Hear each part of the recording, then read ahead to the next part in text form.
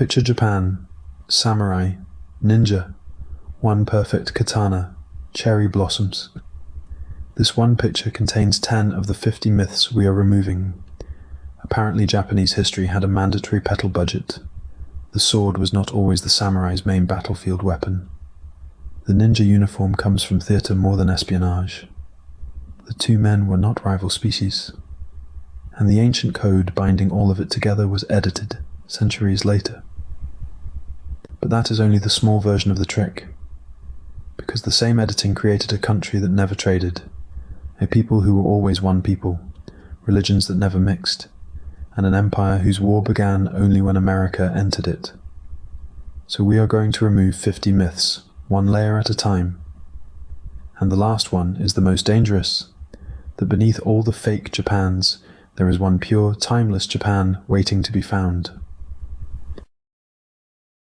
Start with the katana, because every historical samurai has been contractually required to carry one since approximately the invention of cinema.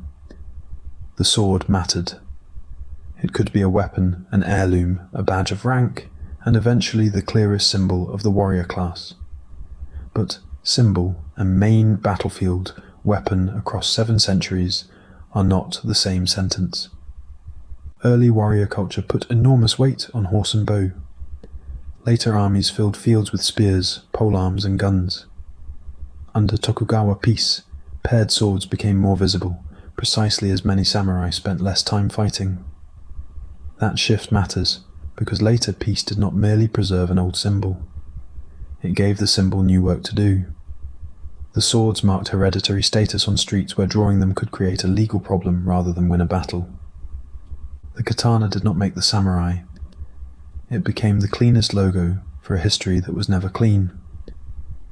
And no, guns were not rejected because a proper warrior considered them dishonorable. After matchlocks arrived in the 16th century, Japanese gunsmiths learned, copied, modified, and distributed the technology. Warlords formed gun units. Armor changed in response. Workshops received orders from across the country. This is what warriors generally do when someone introduces a weapon that works. They complain about it after buying as many as possible. The myth survives because a sword duel gives us a hero. A firing line gives us logistics. So perhaps the sword was not everything.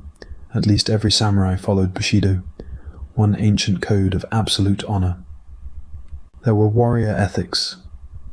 There were house rules, Buddhist and Confucian influences, and instructions about loyalty, restraint, duty, death, and reputation. There was not one timeless handbook handed unchanged from the first mounted archer to the last Tokugawa retainer. The Bushido most of the world recognizes was gathered, argued over, nationalized, and exported in the modern era. Nitobe Inazo's famous book appeared in English around 1900, after the samurai class had already been abolished. Modern schools, soldiers, writers, and foreign readers then made different uses of it.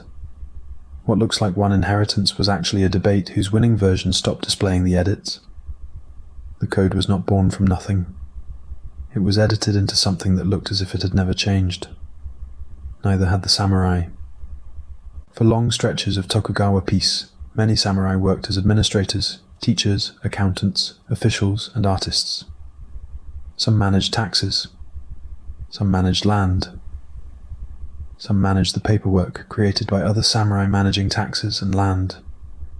They remained a privileged status group with a martial identity. But if you dropped into an 18th century domain office looking for a sword fight, you might first have to submit the correct form. The paperwork also helps with another myth. Loyalty was not automatic just because later stories praised it. At Sekigahara, commanders who stood with the Western Army secretly negotiated with the other side. Kobayakawa Hideaki changed allegiance. Other formations followed. Their decisions helped collapse one army and create the order that later polished samurai loyalty into a national virtue. And loyalty was not merely personal affection for a lord. It was bound to land, hostage relationships, inheritance, family survival, office, fear, and the belief that a different alliance might win. An ideal tells you what a society wanted people to do. A battlefield tells you what people did when the ideal became expensive. Samurai surrendered, They negotiated. They defected. They survived defeat. Even Aizu, remembered through some of the most painful last stand stories of the Boshin War, formally surrendered after its position became impossible in 1868. That does not make courage fake. It makes courage a choice rather than a biological feature of one class. Ritual suicide was real. It could be terrifying, political, punitive, and deeply meaningful. It was not the standard punctuation mark after every mistake. In some periods, seppuku functioned as a privileged form of execution for a warrior condemned for a serious offense. Voluntary protest happened, but far less routinely than drama suggests. Even famous deaths were rewritten. The story that Saigo Takamori died through formal seppuku hardened into national memory after his death. The ritual also changed across time. Who could order it? Who witnessed it? What counted as completion? And whether it expressed protest, punishment, or loyalty were historical questions, not clauses in a universal warrior warranty. If every embarrassed samurai had immediately opened his abdomen, the Tokugawa bureaucracy would have faced a severe staffing problem. And now, finally, the man waiting in the dark. The historical ninja did not clock in wearing an official black hood. Covert work depends on being forgettable. A spy might look like a merchant, a monk, a labourer, a servant, or anyone who belonged where he needed to enter. The black suit became powerful through theatre. Stagehands dressed in black were conventionally treated as invisible, put the same visual language on a secret operative, and the audience understood him instantly. The costume is not random. It is evidence. Just not evidence about what every spy wore.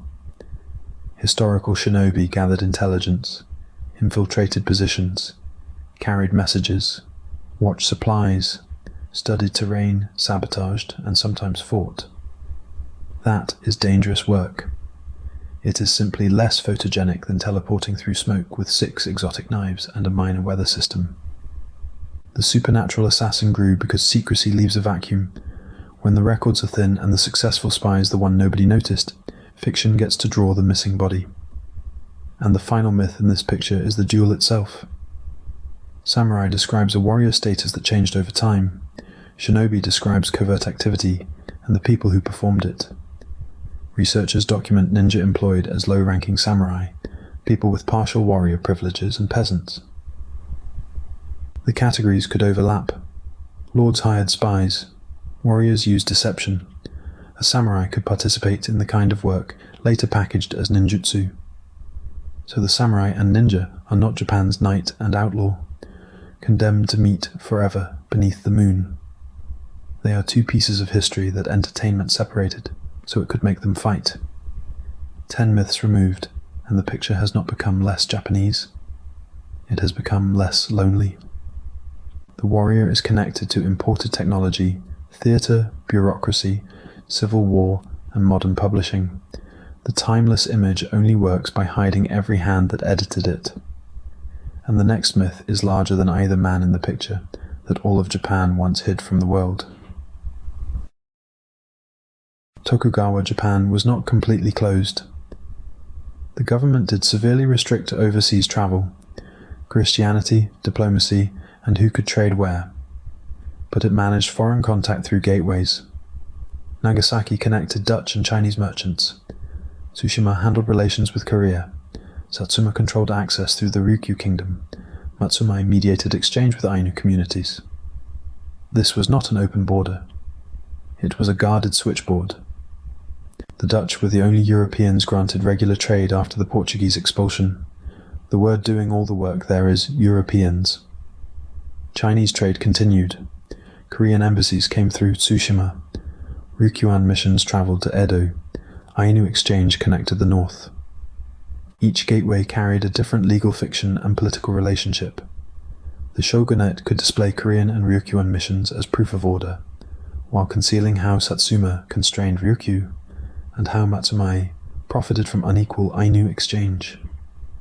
Calling all of that Dutch contact is like describing an airport by naming one airline. The ban was brutal. Missionaries were expelled. Believers were forced to recant, driven underground, tortured and killed. but hidden Christian communities around Nagasaki preserved transformed prayers, rituals, objects, and memories without priests for generations. When missionaries returned in the 19th century, some families revealed a lineage the state believed it had erased. A prohibition can remove people from public view. It cannot prove they vanished. Commodore Perry's black ships were coercive and decisive. They were not an alarm clock beside a sleeping nation. Russian, British, and American vessels had already pressed against Japan's maritime order. Japanese scholars translated Dutch books on medicine, astronomy, geography, and military science. Officials debated coast defense and foreign danger. Perry did not introduce Japan to the existence of the world. He arrived with enough naval force to change the cost of saying no. That distinction keeps both sides visible. It preserves American coercion without turning Japanese officials into motionless extras in someone else's age of exploration. During the same supposedly frozen centuries, commercial cities expanded, publishing boomed, schools multiplied, domestic travel grew, and Rangaku scholars translated foreign knowledge through controlled channels. Restrictions mattered. They shaped what entered, who handled it, and how dangerous some ideas became. But a filter is not a freezer. Japan's modern transformation did not begin when history finally knocked. It grew from arguments already happening inside the house. Edo Castle was surrendered through negotiation in 1868, sparing the city a major battle. That remarkable event often lends its calm to the entire Meiji Restoration. The rest of the country did not receive the memo. The Boshin War moved north through battles and sieges, including the fall of Aizu, and continued into Hokkaido. The Restoration contained negotiation, revolution, civil war, and reprisal. Bloodless describes one surrender, not the birth of the state around it. The new order dismantled domains, stipends, legal privileges, and public sword-wearing over years, not in one cinematic decree.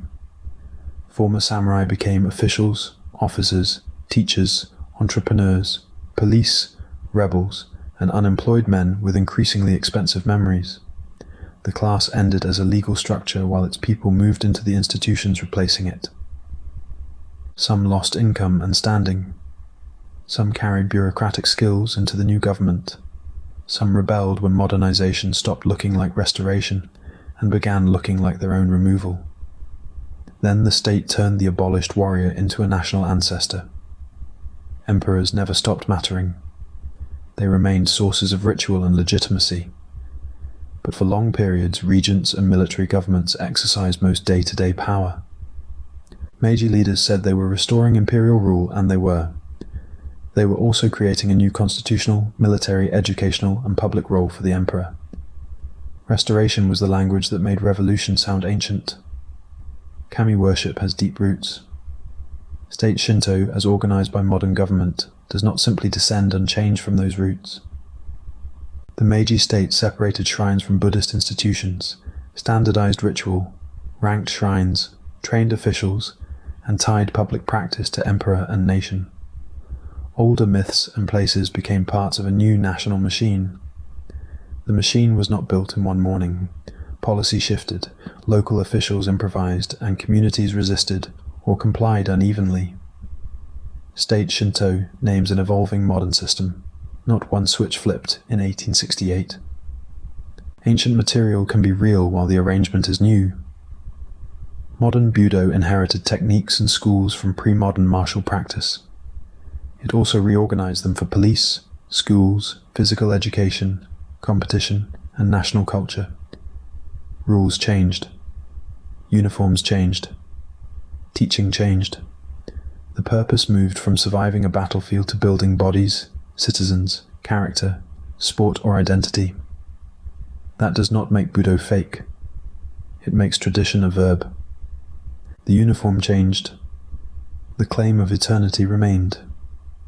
And the most powerful new tradition was not a shrine or martial art.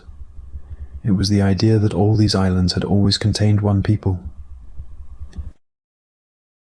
Japan has often been described as uniquely homogeneous, as if race, language, and culture naturally fit one border. They do not. The modern state joined and governed communities with different languages, histories, regions, and relationships to power. Ainu, Ryukyuan, and Okinawan, Burakumin, Korean, migrant, and regional identities do not all work the same way.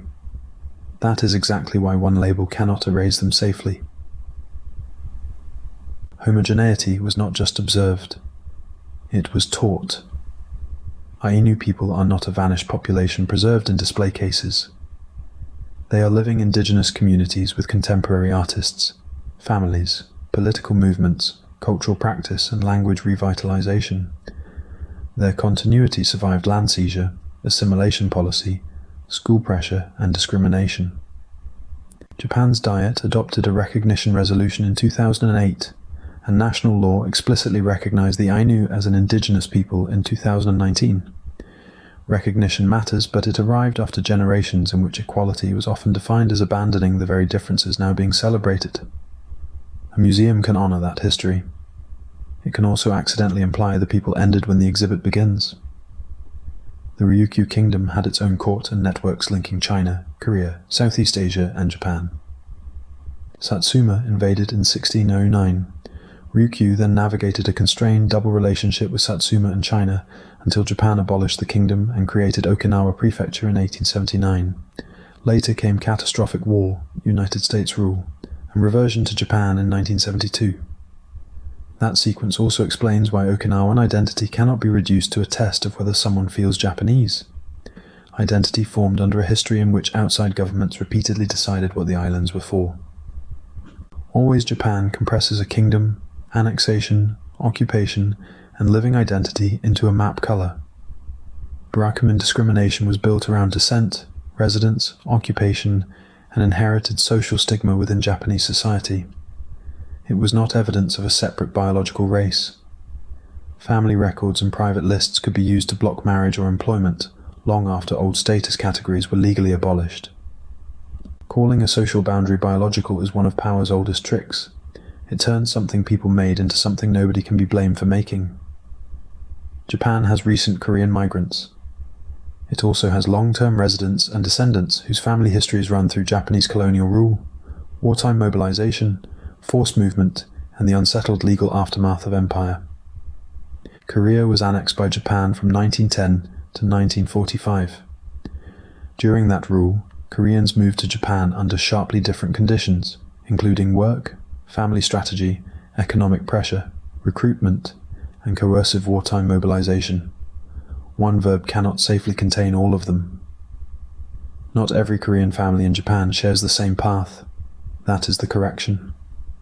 The myth of recent arrival begins the story after the state has already moved people, borders, and citizenship around them.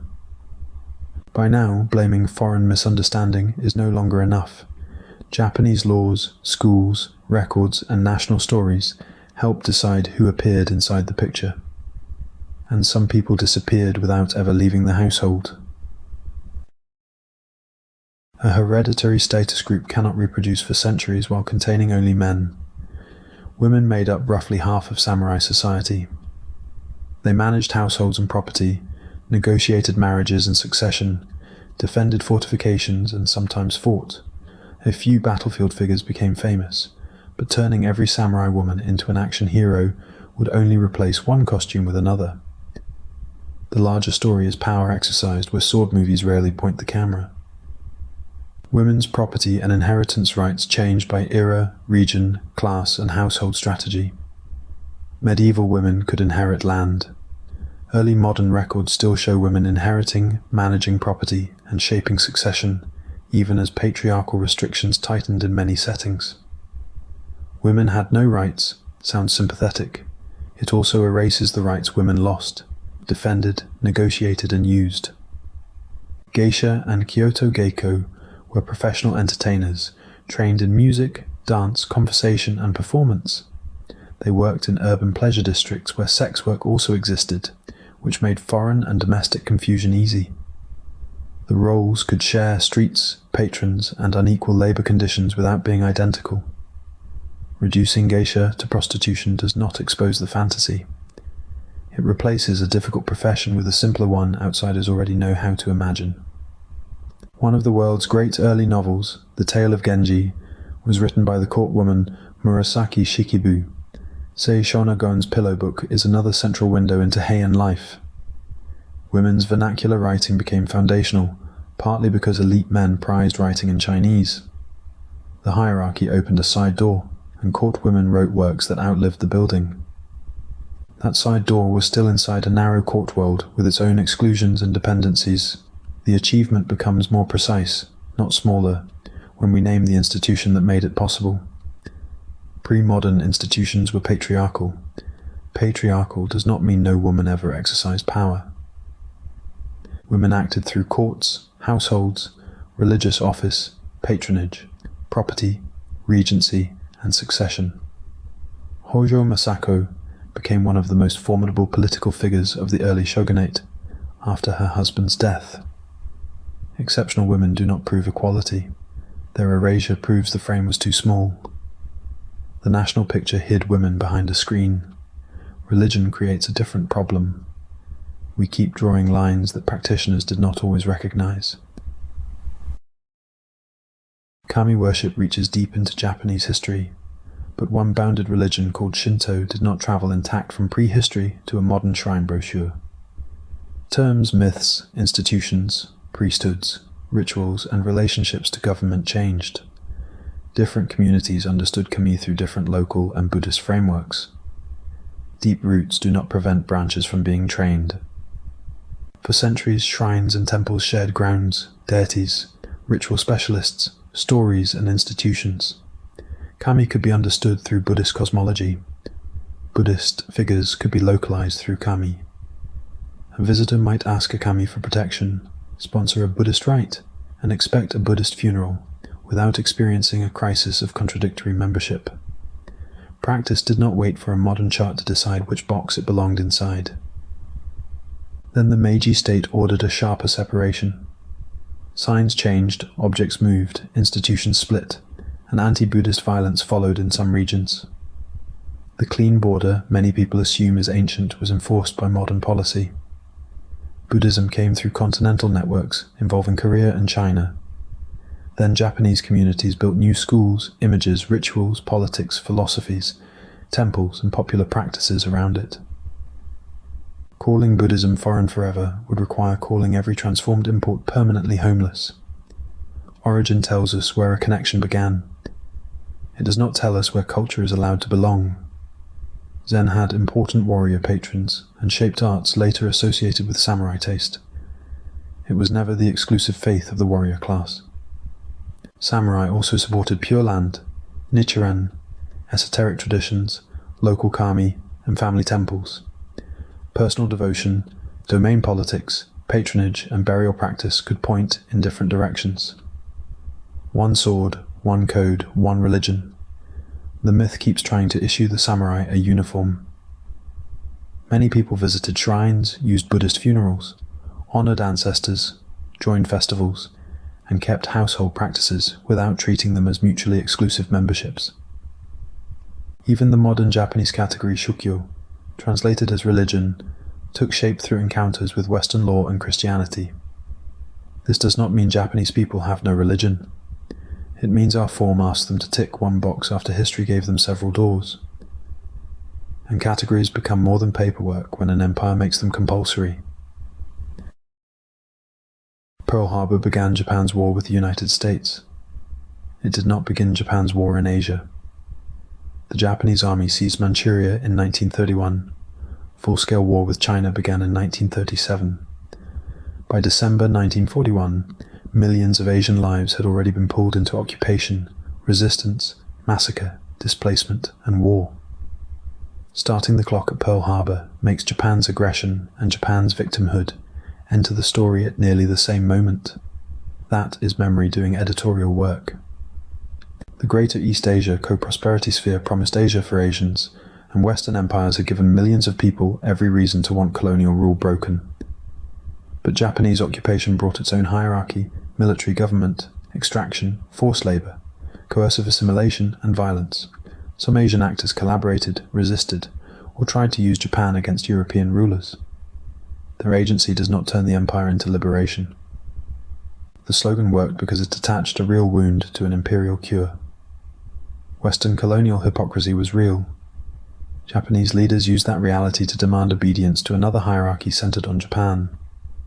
Removing one colonizer is not freedom if another takes the office. The American oil embargo put Japan under severe strategic pressure in 1941. It also followed Japan's expansion in China and move into French Indochina. Japanese leaders faced terrible options, including retreat from conquests, continued negotiation, or a wider war to seize resources. They chose war. Pressure explains a decision. It does not make the decision disappear. Some pilots believed deeply in sacrifice. Some volunteered. Others were drafted, pressured, selected inside institutions where refusal could shame a family, or sent after writing private fear and doubt that official farewell language concealed. Their diaries do not reveal one secret emotion. They reveal many: patriotism, fatalism, grief, anger, duty, terror, and love. Public letters were often written for parents, officers, and a state that would preserve them.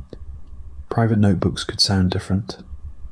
Neither genre gives us every mind, but together they destroy the convenience of a single smiling face. The smiling volunteer is useful because a nation can mourn him without asking who narrowed his choices.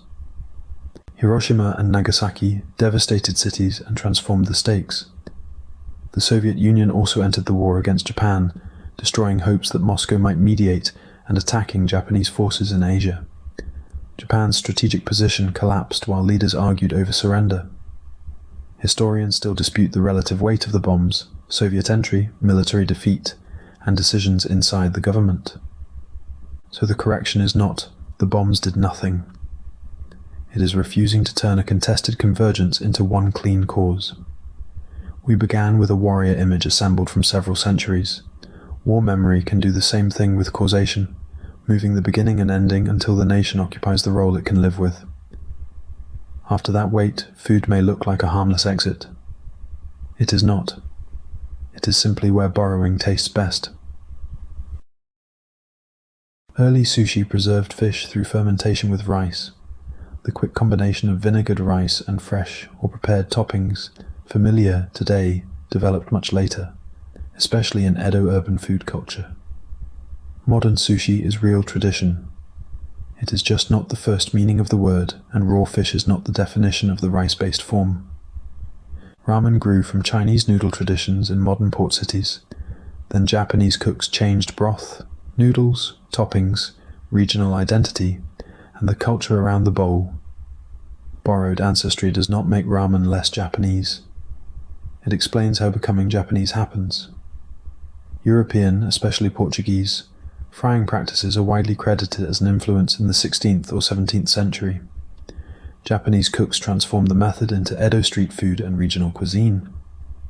The exact name has competing origin stories. The larger pattern does not. Contact, adoption, revision, memory. Curry rice, croquettes, and tonkatsu entered everyday Japan through foreign recipes that cooks rebuilt for local kitchens, ingredients, prices, and rice meals. Tonkatsu began with a Western cutlet, then used Japanese deep frying logic: pork, panko, cabbage, sauce, chopsticks, rice, and miso soup, until the borrowed dish could no longer be separated from the decisions that remade it. That is not a compromise between authentic Japan and foreign food. It is how a new everyday authenticity gets built, one practical adjustment at a time. UNESCO recognizes washoku not as a fossil list of approved dishes, but as knowledge, preparation, seasonal practice, and social customs, especially around New Year. Regional variation and foreign adaptation are not stains on tradition. They are among the ways traditions remain useful enough to survive. Purity is a poor measure of culture. Successful borrowing eventually becomes memory. Which brings us to the 5 myths holding the other 45 together. Japan borrowed writing, Buddhism, state models, weapons, food, science and art from continental and global networks. But borrowed does not mean passively photocopied.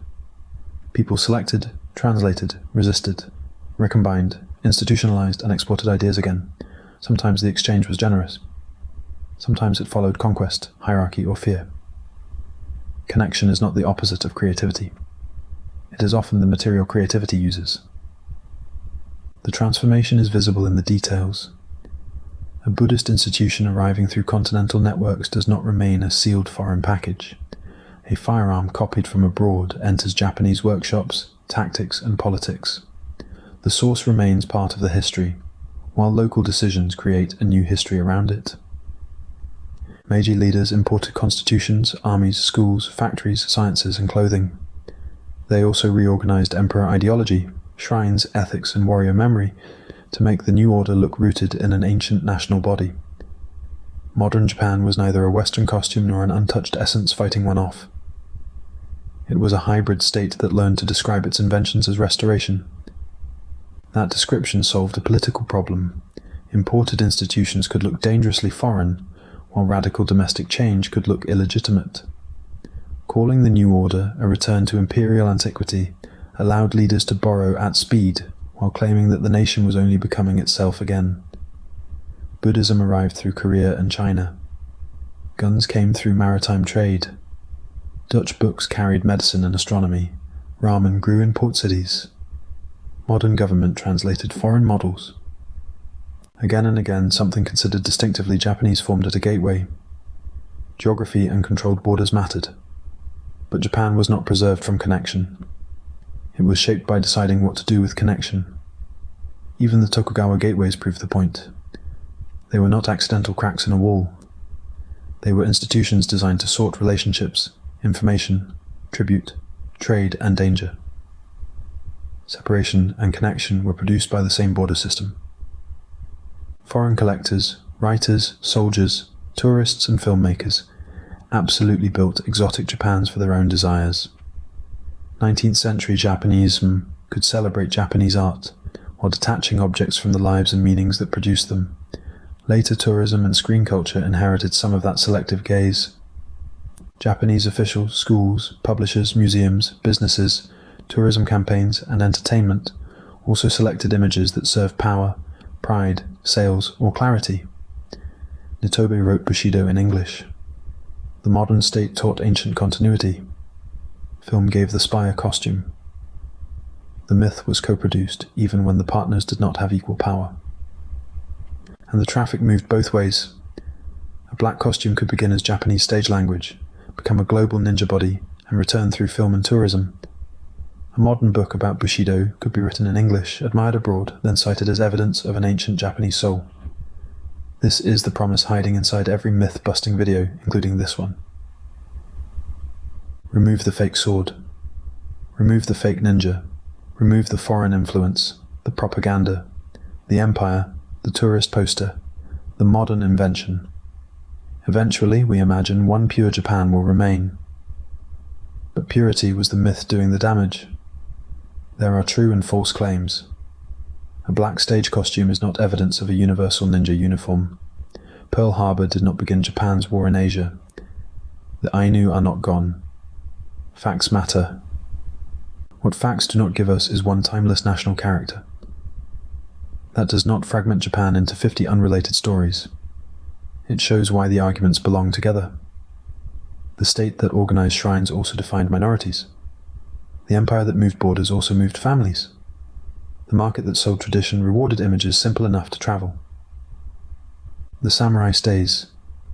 So does the ninja, now standing on a stage. The katana stays beside the bow, matchlock, and ledger. The shrine stays beside the temple. Sushi stays beside fermentation. Japan stays connected to Ainu land, the Ryukyu Kingdom, Korea, China, Europe, empire, migration, and argument. The picture has not become less Japanese. It has become crowded with people again. And that is what the clean myth could never allow. A symbol needs one pose. A country contains choices, coercions, borrowings, losses, performances, and people who never agreed on what the symbol meant. The layers are not debris covering history. The making of the layers is history. So which timeless part of Japan should we date next?